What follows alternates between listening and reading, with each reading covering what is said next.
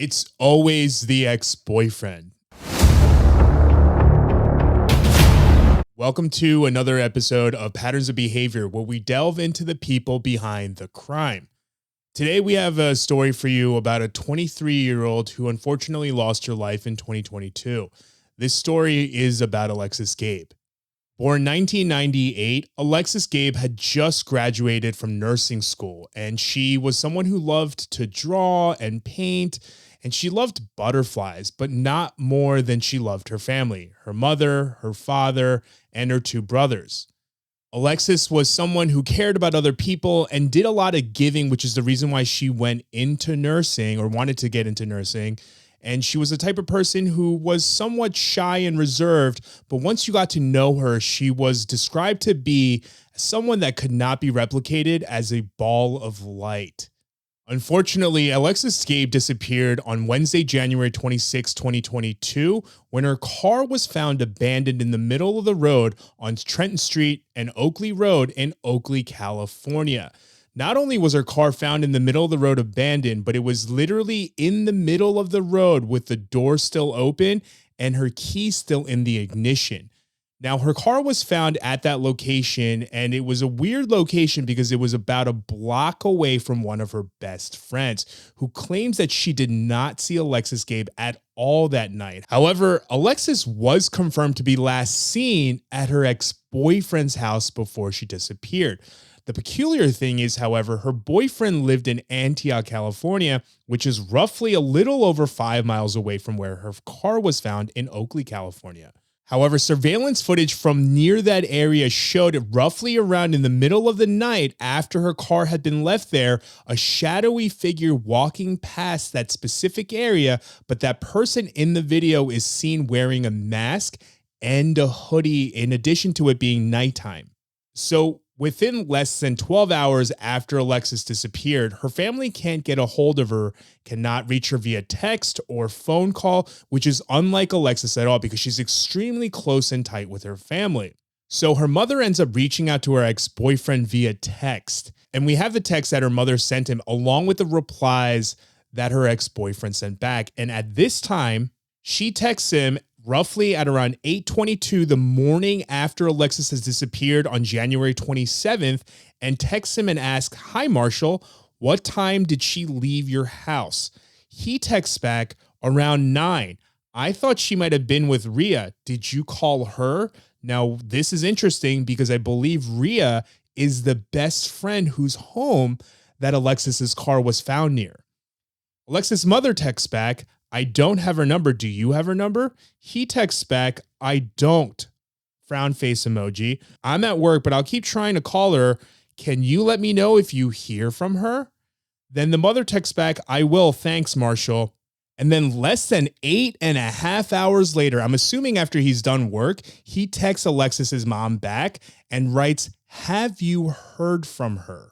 Now, at this point, Alexis's family is desperately trying to find their missing daughter and sister because, as we all know, when someone goes missing, the first 48 hours is absolutely crucial because within those 48 hours, there's still a probability that the missing person is alive. However, depending on the situation, but whatever it may be, most cases after 48 hours, the chances of them still being alive exponentially decrease. So at this point, Alexis's family is getting together all the information to find Alexis, getting together missing paperwork, working with the police to get a timeline together, giving them the information that they all know, knowing that Alexis had gone over to her ex-boyfriend's house the night before, and then hours after were unable to reach her. 2 days after Alexis' disappearance, on Friday, January 28th, the police actually run into Alexis' ex-boyfriend, whose name is Marshall Curtis Jones. But unfortunately, even though partners, especially ex-partners, typically are a person of interest in a person missing or in a murder case, they did not have the appropriate probable cause to be able to get a search warrant. However, on that day, Marshall allowed the police to take his phone for a few hours to go through it. And even though the police did not disclose what they found on Marshall's phone, within a couple of days on February 1st, police had enough probable cause to be able to get a warrant to search Marshall's home. So the police execute the search warrant on February 1st, and in the media, all you see is one of the police officers leaving with a vacuum cleaner from Marshall's home. But they don't say if or what they found at all, not until significantly later. In fact, they actually had to execute a second search warrant in May. Now, on May 12th, Oakley Police Department arrives back at Marshall's home located on Bentry Way in Antioch. And this time, after searching his home, they are seen leaving his house with multiple brown paper bags full of evidence. Now, while executing this second search warrant, the police find a very crucial piece of evidence. They find Alexis's phone case, and this isn't just a normal phone case that you order that's already been pre-designed, that thousands, if not multiple hundreds upon thousands of people own along with you. This was a custom phone case that Alexis designed the placement of. In fact, this phone case on the back had an illustrated image of Tupac that was placed on this phone case, which means that on the day that she disappeared, her phone case, something happened to the point where her phone case ended up outside of her phone and then she disappeared, which obviously seems very suspicious. And this phone case was found within a couple blocks of her ex-boyfriend Marshall's home, which does say a lot because Alexis lived nowhere near her boyfriend's home. It's not like she lived a couple of blocks away. And after seeing her ex-boyfriend, she just like skedaddled home, skipped down the block, and accidentally lost her phone case. That's not the case. She lived upwards about 6 miles away in Concord, California, in a completely different town, which means that if her phone case was missing a couple of blocks away, there was probably a nefarious reason as to why that happened. Now, after Alexis disappeared, Oakley Township roughly got together about $10,000 to offer as a reward for any information that leads to Alexis being found. However, on May 16th, around that time, an anonymous donor donated $50,000. That's 50 with 3 more zeros behind it, $1,000 to add to the pot, making the reward for finding Alexis $60,000. And then on May 24th, Oakley Township actually adds on $40,000 more to make the reward for finding Alexis Gabe a total of $100,000. So at this point, people are being offered $100,000 to help find this missing woman. Now, it wasn't until May 25th that Marshall Curtis Jones is finally and officially charged with the murder of Alexis Gabe after police state that they have overwhelming evidence to suggest that Marshall was the killer. And at this point, his mother actually ends up getting arrested for aiding and abetting as well. However, the DA decided that because she was unable to get a full confession from Marshall's mother, that she did not press charges. Now, even though that they were able to charge him, unfortunately, Marshall was nowhere to be seen within the state. Now, fast forward to June 1st, when police find out that Marshall has been hiding out in Washington at his father's home. And it's on June 1st that police, along with the Pacific Northwest Violent Offenders Task Force, the marshals, as well as the Snohomish County Sheriff's Department, all gather in front of Marshall's father's home to arrest him. And it's at this point that Marshall, upon answering the door, decides to come out brandishing a knife. And it is at this point that the police shoot him and unfortunately take Marshall's life. And I'm not really sure what is more of an admission than guilt than death by suicide when they're trying to arrest you for a charge. And the part that really gets me, and this is the part that really bothers me, because for some people who might say that that was justice, that wasn't justice. Because even though you may view it as life for a life, Alexis's death didn't just affect Alexis. She left behind a line of people who loved and cared about her life, and cared about the way that her life was violently taken away from her. And those people may never know why Marshall did this. Even though they know that Marshall did it, the why is something that may help people to really get closure, and her family may never get that.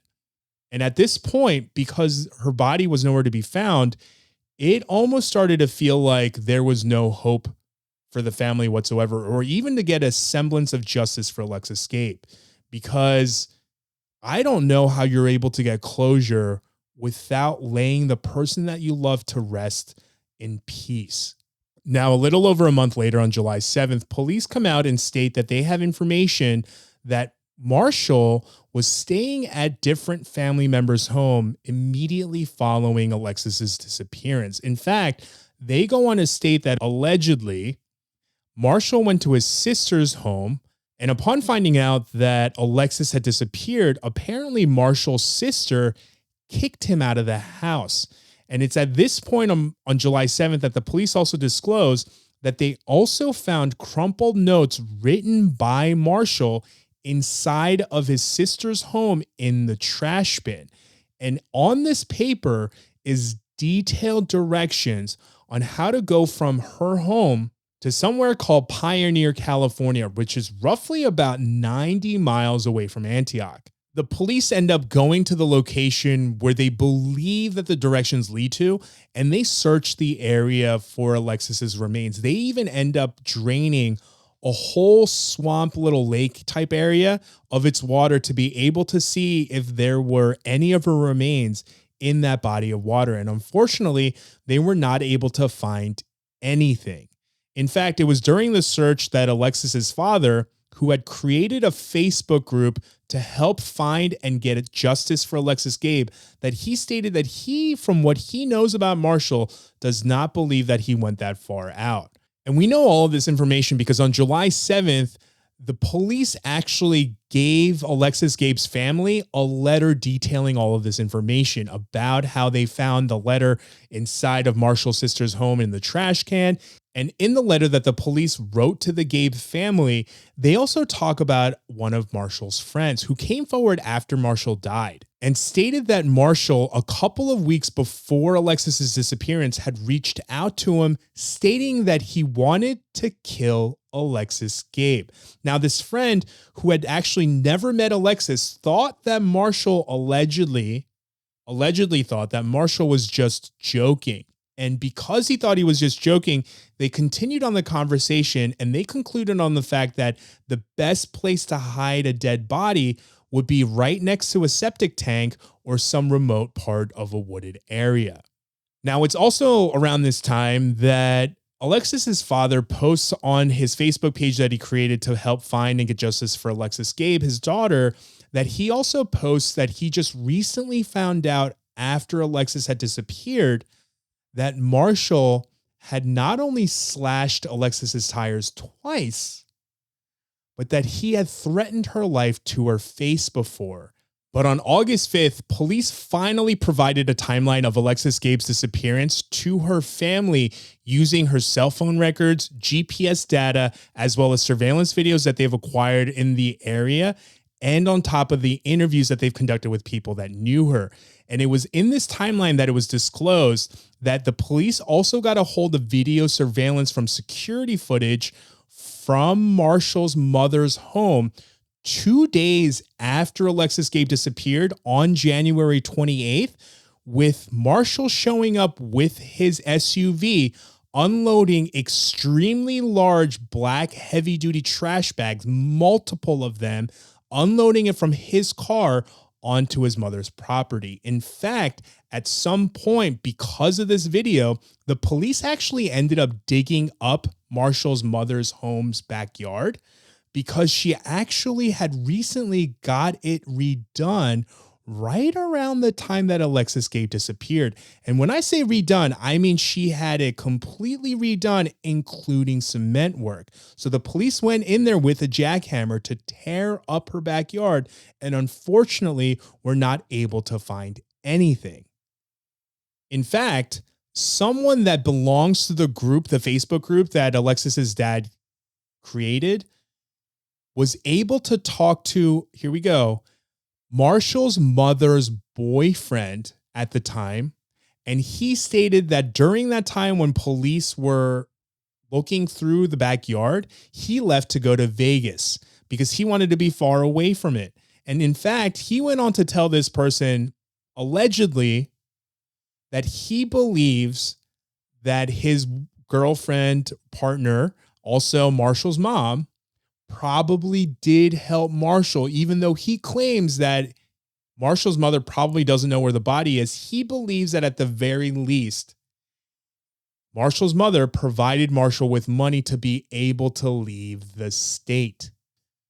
In fact, Alexis's family, specifically her mother, stated that it wasn't until she watched the footage of Marshall unloading those heavy-duty trash bags from his SUV onto his mother's property that she realized that Alexis was never coming home alive.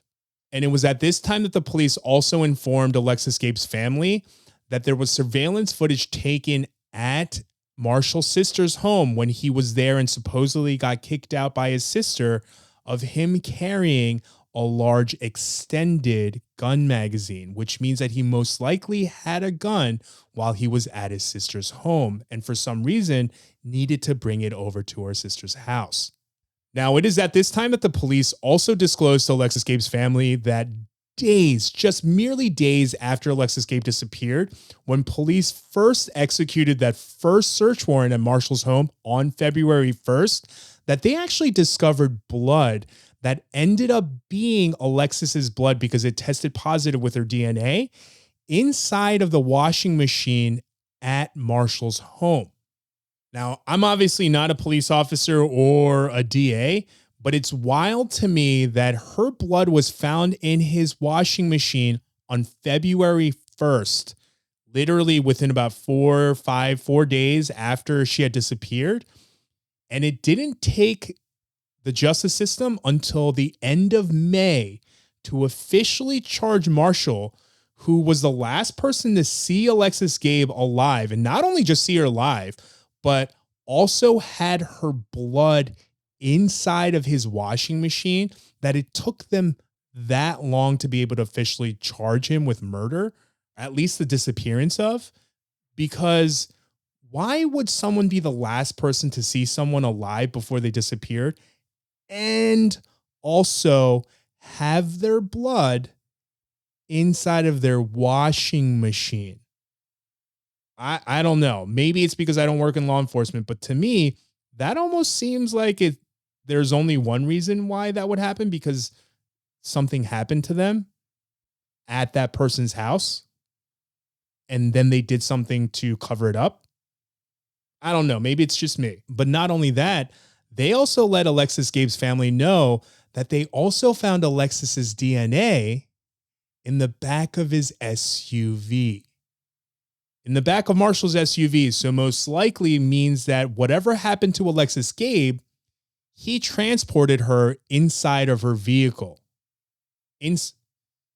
Which most likely means that whatever he did to Alexis Gabe, he transported her inside of his vehicle. Okay. Not only that, but the police also tell Alexis Gabe's family at this point that they didn't just find Alexis's DNA inside of the washing machine. They also found Alexis Gabe's DNA in the back of Marshall's SUV, which means that most likely whatever he was carrying inside of those trash bags that he dropped off at his mother's house probably most likely could have been Alexis Gabe's remains. Not only that, but they also let Alexis Gabe's family know that exactly the day after they executed that first search warrant on February 1st, the next day on February 2nd is when Marshall fled the state and flew to Washington State from California to stay at his father's home.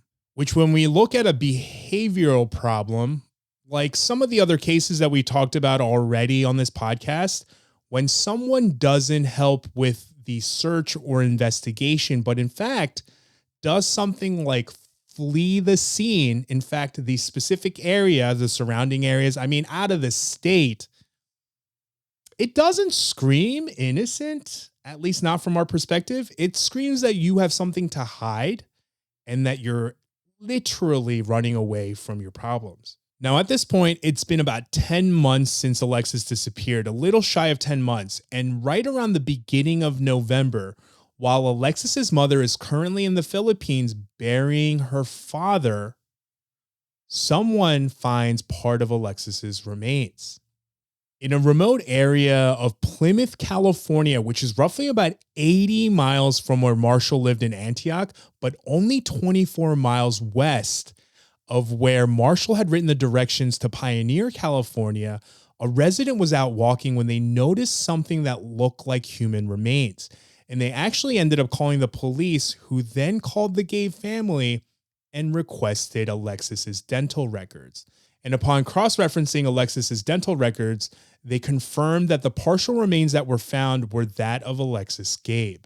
And from what I've seen in the photos, this area, even though technically the area itself is remote, it seems that the exact location where the remains were found seemed to be right next to a very busy main road.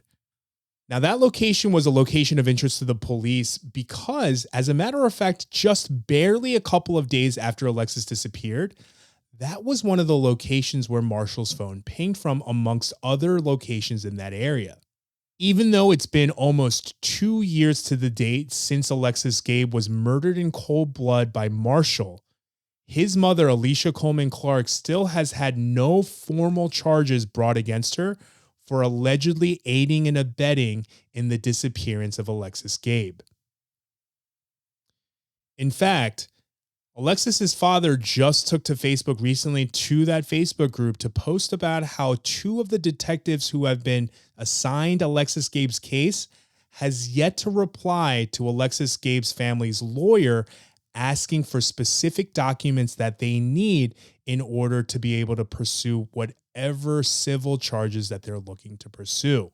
However, in that same amount of time, while the police were deliberately ignoring Alexis Gabe's family's requests, they still had the time to return Marshall's SUV to his mother. And even though Alexis Gabe's family was able to memorialize Alexis and bury her remains after she had been found, to this day, only 75% of Alexis's remains have actually been found. And even though we have partial closure because we know who killed Alexis Gabe, the biggest question that remains is why. We, and especially the family, can't ever get closure on knowing what Alexis Gabe could have possibly have done, which the answer, spoiler alert, is nothing, to warrant her boyfriend, her ex-boyfriend even, to kill her in cold blood.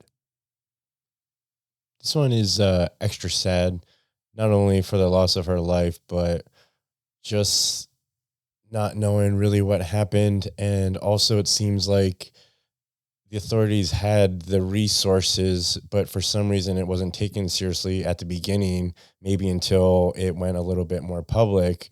And then it just seems like all this stuff happening just when it's too late. It's just really sad in that sense, when then they're make breakthroughs after it's too late. But it's just like, where was all this right from off the bat, you know? Yeah. I mean, for it to take almost over 3 months to bring formal charges when they had DNA evidence is really sad. But the one thing, and even though this story has been told a lot, especially on the internet, I really wanted to cover this story because I've been following Alexis's disappearance and her story.